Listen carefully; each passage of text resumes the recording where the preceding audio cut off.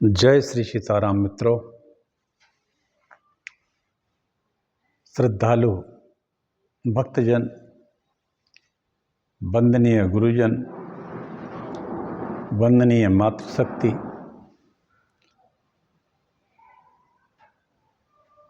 वंदनीय संपूर्ण देशवासियों, आप सबको मैं टीकमगढ़ मध्य प्रदेश से डॉक्टर राजेंद्र मिश्रा प्रणाम करता है।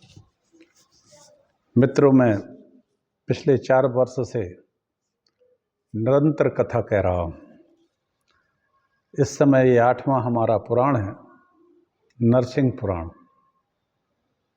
नरसिंह पुराण की कथा कह रहा हूँ। आज 7वां अध्याय की कथा कहूँगा। एक छोटा सा मंगलाचरण करते हैं, इसके बाद कथा कहेंगे। नरसिंह पुराण व्यास जी ने रचा है। ये उन्हीं की कृति है। वैसे तो हमारे 18 पुराण मुख्य हैं सनातन धर्म में, उप पुराण बहुत हैं। उप पुराण की संख्या में लगभग 61 पुराण हैं।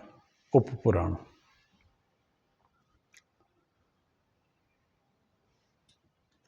नरसिंह पुराण ग्रंथ, ये पुराण बड़ा ही मनोरम है। बहुत सुंदर पुराण है ये। रामचरितमानस की ही भांति माघ मास में सूर्य के मकर राशि पर होने पर तीर्थराज प्रयाग में श्री भरद्वाज मुनि ने इसे सूत जी से सुनने की इच्छा व्यक्त की थी। माघ मास में के महीने में भरद्वाज ऋषि, जिनका स्थान प्रयाग है, प्रयाग में रहते हैं भरद्वाज जी, उन्होंने सूत जी से कहा था कि हमें नरसिंह पुराण सुनाइए आप। तो ये कथा नरसिंह पुराण की प्रयाग में होती है और सूत जी हजारों ऋषियों मुनियों के बीच में ये कथा सुनाते हैं। भरद्वाज जी कथा के बीच में कई तरह के प्रश्न करते हैं, जिनका उत्तर सूत जी देते हैं।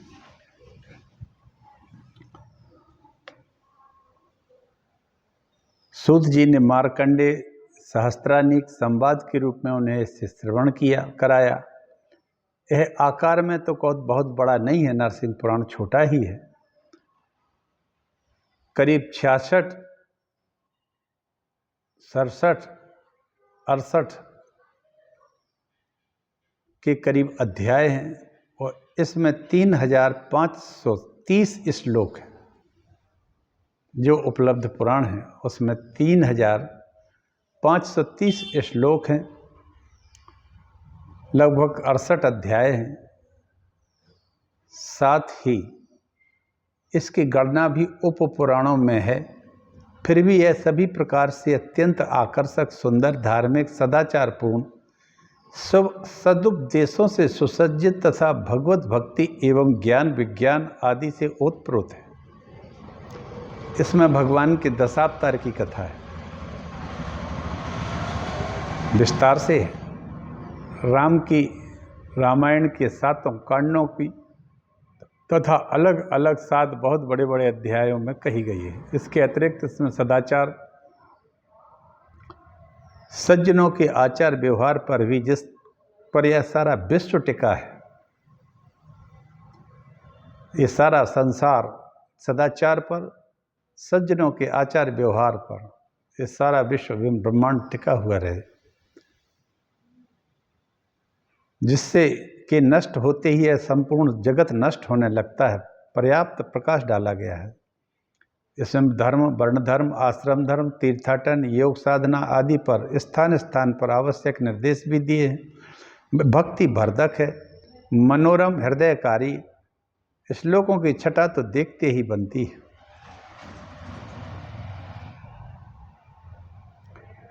आठवें अध्याय की यम गीता, 9वें अध्याय का यमाष्टक, मार्कंडेय कृत विष्णु भगवान की स्तुति 19वें अध्याय में सूर्योत्तर सतनाम, 25वें अध्याय का गणपति स्तोत्र, 40वें अध्याय का विष्णु अष्टोत्तर सतनाम तथा अन्य भी कई स्तुतियाँ बड़ी सुंदर हैं। इस प्रकार 12वें अध्याय का यम यमी संवाद, 60वें अध्याय का पुरंदरोप आख्यान, 64वें अध्याय का पुंडरीक आख्यान आदि की कथाएं बड़ी ही मनोरम और शिक्षाप्रद हैं। पुंडरीक आख्यान तो प्रत्येक कल्याणेप्सु के लिए निरंतर मनन की वस्तु है तथा इसमें ज्ञान विज्ञान भक्ति सहित कर्तव्य निर्णय पर बड़ा ही सुंदर प्रकाश डाला गया है। अन्यान्य पुराणों की तरह इसमें भौगोलिक वर्णन, काश्यपीय प्रजासर्ग, सूर्य चंद्र आदि से उत्पन्न राजवंशों का वर्णन भी सुंदर है। इसके अतिरिक्त सामान्य नीति, व्यवहारिक नीति, राजनीति, धर्मनीति आदि पर भी इसमें न्यूनाधिक सामग्री प्राप्त है।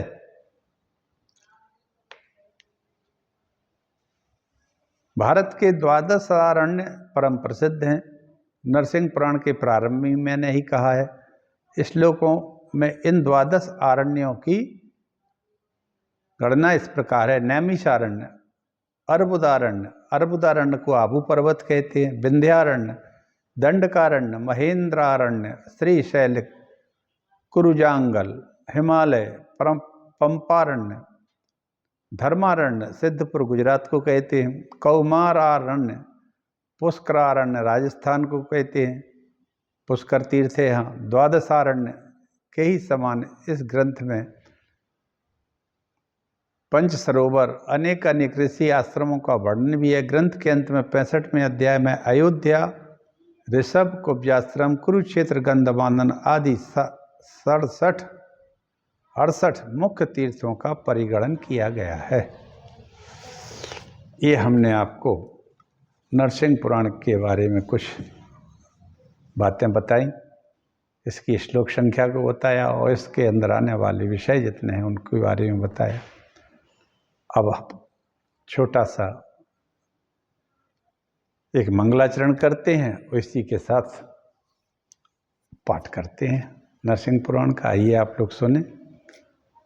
ये सर्वश्रेष्ठ भक्त जिनके नाम के आगे भक्ति ही लग गया है, उन प्रहलाद जी के लिए भगवान प्रकट हुए थे और उन्होंने सिद्ध कर दिया था कि मैं सर्वत्र व्याप्त हूँ।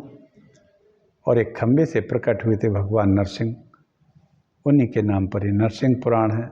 ये 18 पुराणों में 11वें स्थान पर आता है। तो चलिए हम सब एक छोटा सा मंगलाचरण करते हैं, इसके बाद कथा का प्रारंभ करते हैं।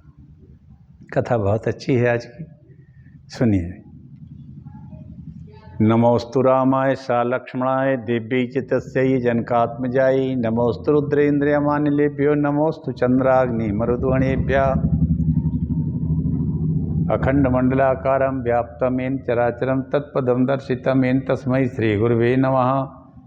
वक्रतुंड महाकाय सूर्यकोटि समप्रभा निर्विघ्नं कुरु मे देव सर्वकार्येषु सर्वदा भवानी शंकरौ वंदे श्रद्धा विश्वास रूपिणौ याभ्यां विना न पश्यन्ति सिद्धा स्वान्ता स्ममीश्वरम्।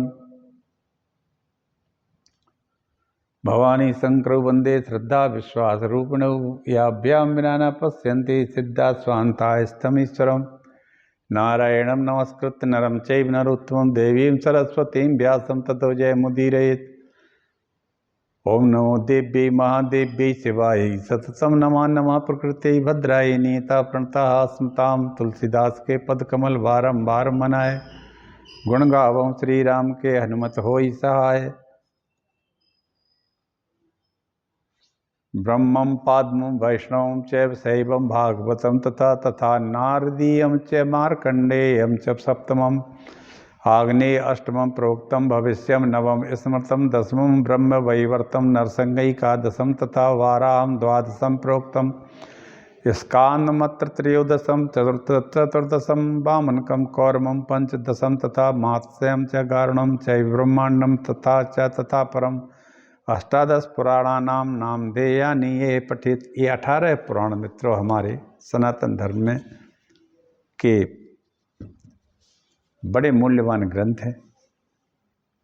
आइए अब हम कथा को आगे बढ़ाते हैं। भस्म संदिग्ध सर्वांगो रुद्राक्षा वर्णान्विता शिव शंकर सर्वात्मन श्री मातर जगदम्बिके।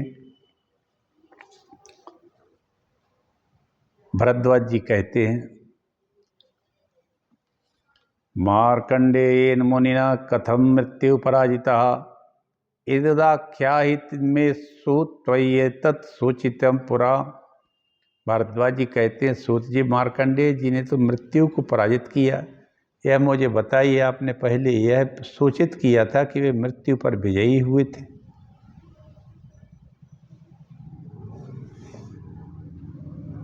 सूत जी कहते हैं, इदम तु महदाख्यानम भरद्वाज शृण्वन्तु ऋषयश्चे में पुरा वृत्तम ब्रवीम्यहम्। सूत जी कहते हैं, भरद्वाज इस महान पुरातन इतिहास को आप और ये सभी ऋषि सुने। मैं कह रहा हूँ, अत्यंत पवित्र कुरुक्षेत्र में व्यास पीठ पर एक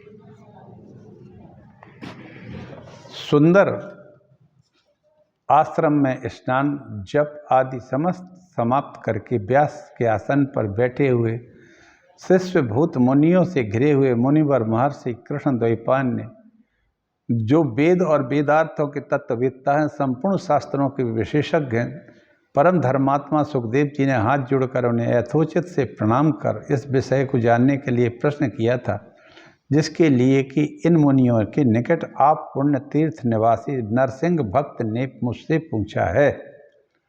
सुखदेव जी ने अपने पिता कश्यप व्यास जी से पूछा।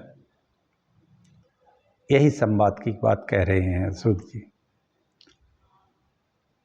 सुखदेव जी बोले, पिताजी मार्कंडेय मुनि ने मृत्यु पर कैसे विजय पाई थी, यह कथा कहिए। व्यास जी बोले, महामते मार्कंडेय मुनिना यथा मृत्यु पराजितः तथा ते कथिष्यामि शृणु वत्स महामते। शृण्वन्तु मनश्चै मे कथ्यमानं मयाधुना मत्स्यस्याश्चैव शृण्वन्तु मयदाख्यानमुत्तमम्। भृगो ख्यात्यां समुत्पन्नो मर्कण्डोर्नाम वै सुतः सुमित्रा नाम वै पत्नी मर्कण्डो अस्तु महात्मना। महामते, पुत्र मार्कंडेय मुनि ने जिस प्रकार मृत्यु पर विजय पाई वह तुमसे कहता हूँ, सुनो। मुझसे कहे जाने वाले इस महान एवं उत्तम उपाख्यान को ये सभी मुनि और मेरे शिष्यगण भी सुने। भृगु के उनकी पत्नी ख्याति के गर्भ से मर्कंडु नाम का एक पुत्र हुआ था। भृगु ऋषि, भृगु भगवान ब्रह्मा के 9 मानस पुत्रों में से एक हैं और ये बड़े प्रभावशाली और बड़े तेजस्वी हैं। इनकी पत्नी का नाम था ख्याति। उनसे एक पुत्र प्राप्त हुआ उन्हें, उसका नाम मर्कंडु था। महात्मा मर्कंडु की पत्नी थी सुमित्रा। वह धर्म को जानने वाली, धर्म परायणा, पति की सेवा में संलग्न रहने वाली थी। इसी के गर्भ से मर्कंडु के पुत्र मेधावी मार्कंडेय जी का जन्म हुआ। भृगु के पौत्र महाभाग मार्कंडेय बचपन से ही बड़े बुद्धिमान थे। पिता के द्वारा जात कर्मादि संस्कार, माँ बाप के लाडले बालक मार्कंडेय जी क्रम से धीरे धीरे बढ़ने लगे। तस्मिन् वै जात मात्रे तु आगमी कश्चित् ब्रवीत वर्षे द्वादश में पूर्णे मृत्युरस् भविष्यति। उनके जन्म लेते ही किसी भविष्य वक्ता ज्योतिषी ने यह कहा था कि 12वां वर्ष पूर्ण होते ही इस बालक की मृत्यु हो जाएगी। यह सुनकर उनके माता पिता दुखी हुए। महामते, उन्हें देखकर उन दोनों का हृदय व्यथित रहता था। गुरु की सेवा में तत्पर रहकर वेदाभ्यास करते रहे मार्कंडेय जी। वेद शास्त्रों का यथावत अध्ययन करने के बाद पुनः घर लौट आए। घर आने पर बुद्धिमान महामुनि मार्कंडेय ने विनय पूर्वक माता पिता के चरणों में शीश नवाया। सुखदेव उस समय उन परम बुद्धिमान महात्मा एवं विद्वान पुत्र को देखकर माता पिता शोक से बहुत ही दुखी हो गए। उन्हें देखकर मार्कंडेय जी ने कहा, माँ,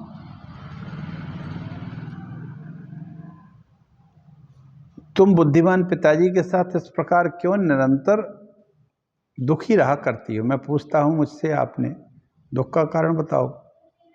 अपने पुत्र मार्कंडेय के इस प्रकार पूछने पर महात्मा की माता ने ज्योतिषी ने जो कुछ कहा था वह कह सुनाया। मार्कंडेय जी बोले, माता पिता, तुम और पिताजी तनिक भी दुख ना मानो। मैं तपस्या के द्वारा अपने मृत्यु को ही दूर हटाए देता हूँ, इसमें संशय नहीं। मैं ऐसा तप करूँगा जिससे मैं चिरंजीवी हो जाऊँ।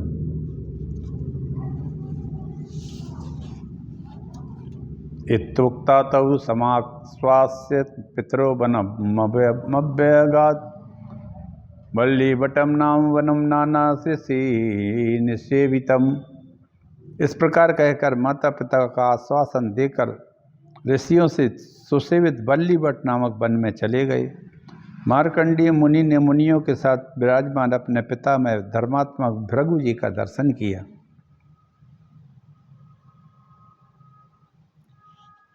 उनके साथ ही अन्य ऋषियों का भी यथोचित अभिवादन करके धर्मपरायण मार्कंडेय जी मनोनिग्रह पूर्वक दोनों हाथ जोड़कर भृगु के समक्ष खड़े हो गए। ये उनके दादा थे। इनके पिताजी मार्कंडेय के पिता मर्कंडु और मर्कंडु के पिता भृगु ऋषि थे। तो उनने कहा, वत्स कहाँ से आए हो? तब मार्कंडेय जी ने अपनी पूरी बात ज्योतिषी की कही हुई जो कथा थी पूरी बातें बता दी। पौत्र की बात सुनकर भृगु जी ने पुनः कहा, महाबुद्धि, ऐसी स्थिति में तुम कौन सा कर्म करना चाहोते? मार्कंडेय जी बोले, मैं इस समय प्राणियों का अपहरण करने वाले मृत्यु को जीतना चाहता हूँ, इसलिए आपकी शरण में आया हूँ। इस उद्देश्य से सिद्धि के लिए आप मुझे कोई उपाय बताएं। भृगु जी कहते हैं, नारायण मनाराध्य तपसा महतासुत को जेतु शुक्रयान मृत्यु तस्मात् तम तपसार्चय। भृगु जी बोले, पुत्र, बहुत बड़ी तपस्या के द्वारा भगवान नारायण की आराधना किए बिना इस संसार में कौन पुरुष मृत्यु को जीत सकता है? इसलिए तुम तपस्या के द्वारा उन्हीं का अर्चन करो। भक्तों के प्रीतम और देवताओं में सर्वश्रेष्ठ अनंत अजन्मा अच्युत पुरुषोत्तम भगवान विष्णु की शरण में जाओ। बस पूर्व काल में नारद मुनि भी महान तप के प्रभाव से अनामय भगवान नारायण की शरण में गए थे। भगवान ब्रह्मपुत्र नारद जी उन्हीं की कृपा से जरा मृत्यु को शीघ्र ही जीतकर दीर्घायु हो सुखपूर्वक रहते हैं। उन कमल लोचन नरसिंह स्वरूप भगवान जनार्दन के बिना कौन मनुष्य यहाँ मृत्यु का सत्ता का निवारण कर सकता है?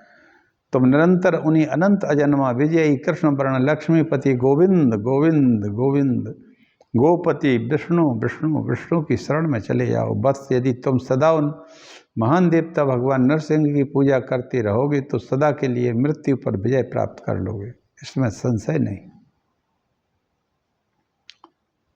व्यासवाच। व्यास जी कहते हैं, उक्ता पिता महे नैवं भृणाम पुनरब्रवीत मार्कंडेयो महत्तेजा विनयात् स्वपितामहम्।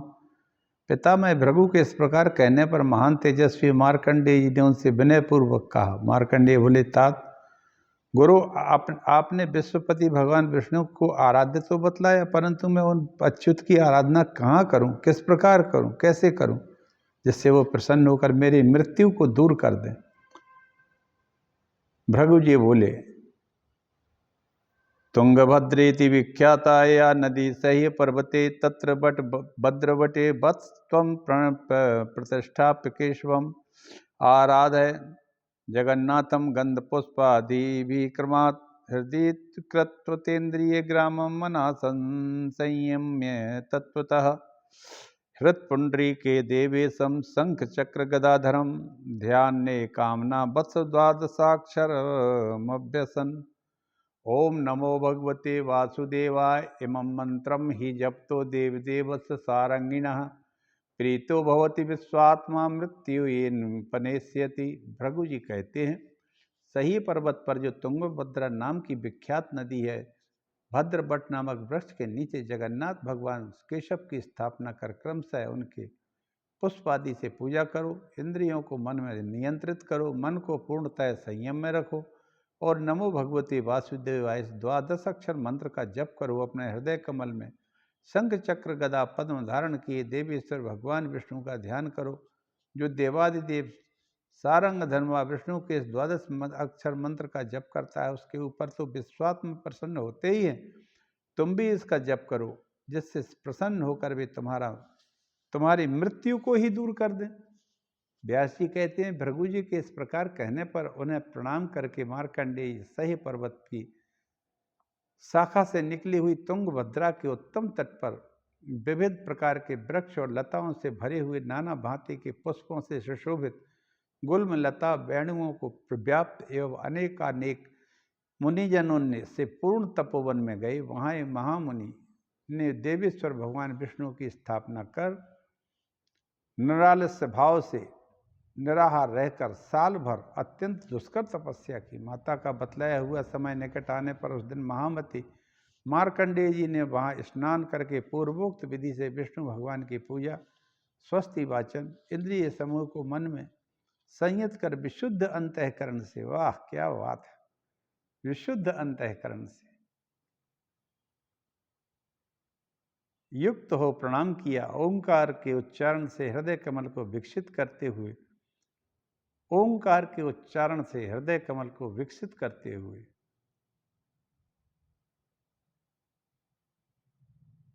उसके मध्य भाग में सूर्य चंद्रमा अग्नि मंडल की स्थापना कल्पना में करके भगवान विष्णु का पीठ निश्चित किया और उस स्थान पर पीतांबर धारी शंख चक्र गदा धारण करने वाले सनातन भगवान कृष्ण की भाव में पुष्पों से पूजा करके उनमें अपने चित्त को लगा दिया। वाह!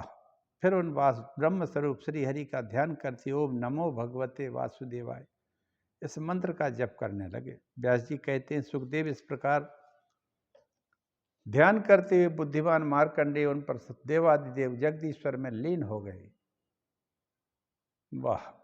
ये है भक्ति और जप की वास्तविक स्थिति। जिसका जप कर गए उन्हीं में ही लीन हो गए। ऐसा ही होता है। निरंतर एक 20,000 25,000 अगर जप किए जाए हजारा से तो एक अजीब सी स्थिति बनने लगती है, अपनी सत्ता को खोने लगता है आदमी। चलिए खैर, जगदीश्वर में लीन हो गया उनका मन। तदनंतर यमराज की आज्ञा से भाई यमदूत आते हैं। उस समय भगवान विष्णु ने यमदूतों को मार भगा दिया। मार्कंडेय को छोड़कर भी सब चले गए, यह कहते गए कि हम लोग तो लौट कर जा रहे हैं, परंतु अब साक्षात मृत्युदेव भी यहाँ आएंगे। विष्णु दूतों ने कहा, यत्र नः स्वामिनो नाम लोकनाथस्य सारिंगणः कोई अमस्तत्र मृत्युर्वा काला काले यतम वराह। विष्णुदूत बोले, जहाँ हमारे स्वामी जगदीश्वर सारंग धर्म विष्णु का नाम जपा जाता है, वहाँ उनकी क्या विषाद। मृत्यु अथवा यमराज ये कौन होते हैं? व्यास जी कहते हैं, यमदूतों के लौटने के बाद साक्षात मृत्यु ने वहाँ कर उन्हें यमलोकों चलने को कहा, परंतु विष्णु दूतों के डर से वे महात्मा मार्कंडेय के आसपास ही घूमते रहे। उन्हें स्पर्श करने का साहस मृत्युदेव कर न सके। इधर विष्णुदूत भी शीघ्र ही लोहे के मुंह से उठाकर खड़े हो गए और वो कहने लगे, आज मृत्यु का ही मृत्यु कर ही देते हैं, वध कर ही देते हैं। मार्कंडेय जी भगवान विष्णु में चित्र लगाए उन भगवान देव जनार्दन के को प्रणाम करते हुए स्तुति करने लगे। भगवान विष्णु ने ही वह स्तुति उन महात्मा के कान में कह दिया। सभी सुबह से स्तोत्र द्वारा उन्होंने मनोयोग पूर्वक भगवान लक्ष्मीपति की स्तुति की। वाह क्या बात! नारायण का साक्षात्कार हो गया। किसको? मार्कंडेय जी। और मार्कंडेय जी कहने लगे, नारायणं सहस्त्राक्षं पद्मनाभं पुरातनम प्रणतोस्मि ऋषिकेशम किम मे मृत्यु करिष्यति। वाह क्या बात है मित्रों! आप लोग चाहें तो इसको लिख सकते हैं, आप चाहें तो इसको मार्कंडेय पुराण के 7वें अध्याय में पढ़ सकते हैं। ये बहुत बहुत अच्छी स्तुति है। नारायणं सहस्राक्षं पद्मनाभं पुरातनं प्रणतोस्मि ऋषिकेशं किं मे मृत्यु करिष्यति। जो सहस्त्रों नेत्रों से युक्त इंद्रियों के स्वामी हैं, पुरातन है, पुरुष पद्मनाभ है, अपनी नाभि से ब्रह्मांड कमल को प्रकट करने वाले हैं, उनसे नारायण देव को मैं प्रणाम करता हूं। मृत्यु मेरा क्या कर सकती है। कैसा अद्भुत स्तोत्र उस 12 वर्ष के बालक ने कहा किया, और हृदय में ही वो देखते हैं कि भगवान नारायण प्रकट हो जाते हैं और ये स्तुति करते हैं। गोविंदम पुंडरीकाक्षमनंतमज्जव्ययम् केशवम च प्रपन्नोऽस्मि किम मे मृत्यु करिष्यति। वासुदेवं जगद्योनि भानुर्वर्णमतीन्द्रियं दामोदरं प्रपन्नोऽस्मि किं मे मृत्यु करिष्यति।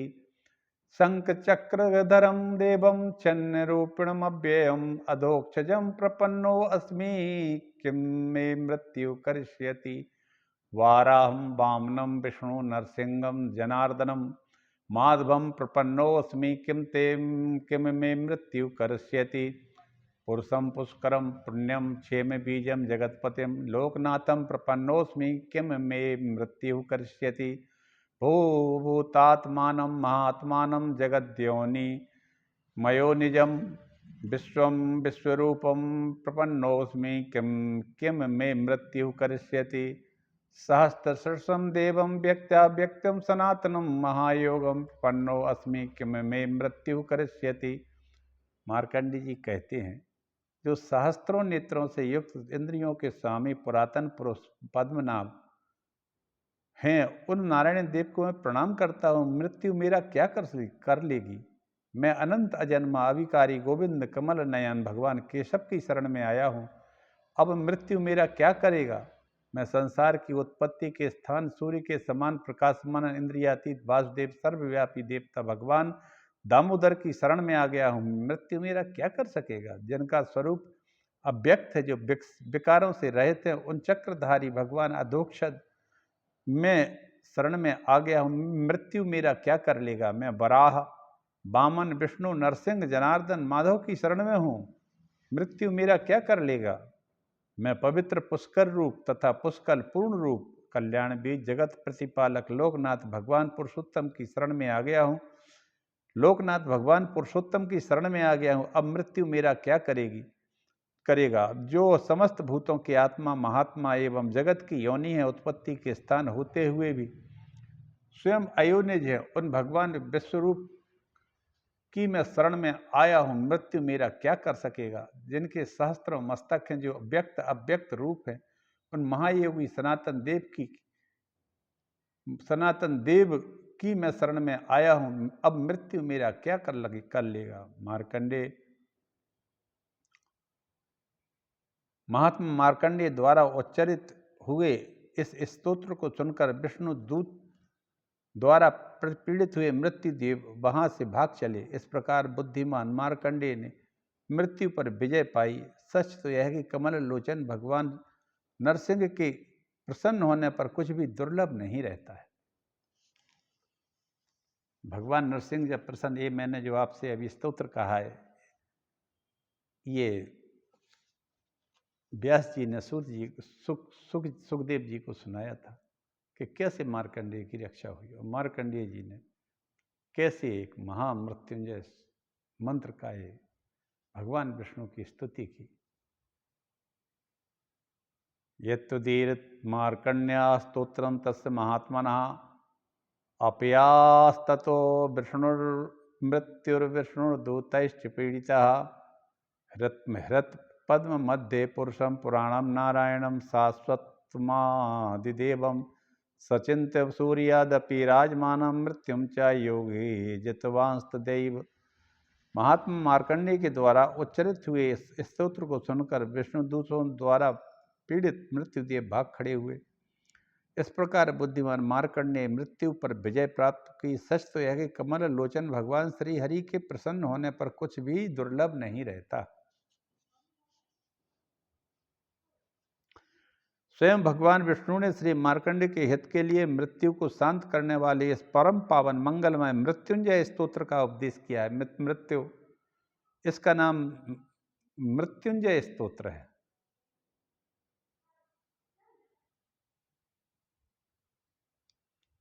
जो नियम पूर्वक पवित्र भाव से भक्ति पूर्वक होकर सायं प्रातः मध्याह्न तीनों समय से स्तोत्र का पाठ करता है, भगवान अच्युत में चित्त लगाने वाले उस पुरुष का अकाल मरण नहीं होता। योगी मार्कंडेय ने अपने हृदय कमल में सूर्य से भी अधिक प्रकाशमान सनातन पुराण पुरुष आदिदेव नारायण का चिंतन करके तत्काल मृत्यु पर विजय प्राप्त कर ली थी। आज ये महामृत्युंजय स्तोत्र मैंने आप सबको बताया। आप लोग इसको जरूर आज के इस अत्यंत भागम भाग वाली जीवन में इस तरह के स्तोत्र का पाठ निश्चित करना चाहिए, सीखना चाहिए, अपने बच्चों को भी सिखाना चाहिए। और घर से जब निकलें तो इस महान स्तोत्र का जब पाठ करें, ये बहुत बड़ा नहीं है, इसमें मात्र लगभग 10 श्लोक हैं, 7-8-10 श्लोक हैं। एक बार मैं पुनः कहता हूँ। मार्कंडेय जी कहते हैं, जब मृत्यु के दूत आ गए हैं, मृत्युदेव आ गए उनको लेने, तो उन्होंने भगवान नारायण की स्तुति की। नारायण सहस्त्राक्षम पद्मनाभम पुरातनम प्रणतोस्मि ऋषिकेशम किम मे मृत्यु करिष्यति। गोविंदम पुंडरीकाक्ष मनंतमजव्ययम केशवम च प्रपन्नोस्मि किम मे मृत्यु करिष्यति। वासुदेवम जगदयोनि भानुवर्णमतीन्द्रियम दामोदरम प्रपन्नोस्मि किम मे मृत्यु करिष्यति। शंखचक्रधरम देवम छन्नरूपिणमव्ययम अधोक्षजम प्रपन्नोस्मि किम मे मृत्यु करिष्यति। वाराहं वामनं विष्णु नरसिंहं जनार्दनम माधवम च प्रपन्नोस्मि किम ते मृत्यु करिष्यति। पुरुषं पुष्करम पुण्यम क्षेम बीजम जगत्पतिम लोकनाथम प्रपन्नोस्मि किम मे मृत्यु करिष्यति। भूतात्मानं महात्मानं जगद्योनि मयो निजम भूतात्मनं महामानं जगद्योनि मयोजिनं विश्वरूपं प्रपन्नोस्मि किम मे मृत्यु करिष्यति। सहस्रशीर्षं देवं विव्यक्त्याव्यक्त सनातनं महायोगं प्रपन्नोस्मि किम ते मृत्यु करिष्यति। यत्त्वदीतरित मार्कण्डेय स्तोत्रम तस्य महात्मनः अप्यास्ततो मृत्युर्विष्णुदूतैश्च पीडितः इति तेन जितो मार्कण्डेयेन धमिता प्रसन्ने पुंडरीकाक्षे नरसिंहे नास्ति दुर्लभम्। मृत्युंजयमिदं पुण्यं मृत्यु प्रशमन शुभम। मार्कण्डेय हितार्थाय स्वयं विष्णुर्वाच